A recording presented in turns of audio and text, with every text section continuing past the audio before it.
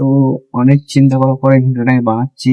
Video বানাতাম না, যেটা হলো 20 তারিখে।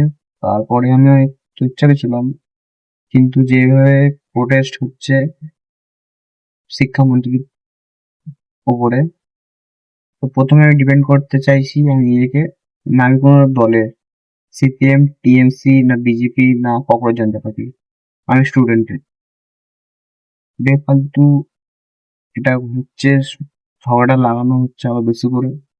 এখানে কিন্তু স্টুডেন্ট ছাড়াও বাকি অনেকজন আছে যারা কিসের জন্য এসে জানি না, তাও আমি দেখছি রিলে। তো অনেক নিউজ রিপোর্টে দেখাচ্ছে, আর দেখাচ্ছে না, শুধু একতরফা দেখিয়ে যাচ্ছে, দুতরফা দেখাচ্ছে না।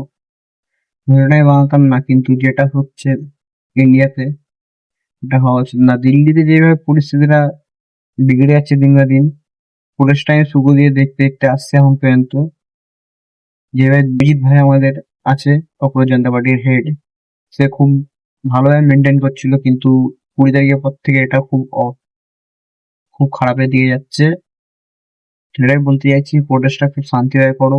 ইস্তিফা তোমাদের হক, এটা তোমাদের এখান দিয়ে সরানোর শিক্ষামন্ত্রীকে, নাহলে শিক্ষা হবে না, এটা बाध्यतामूलक। जय हिंद, जय भारत, जय भीम।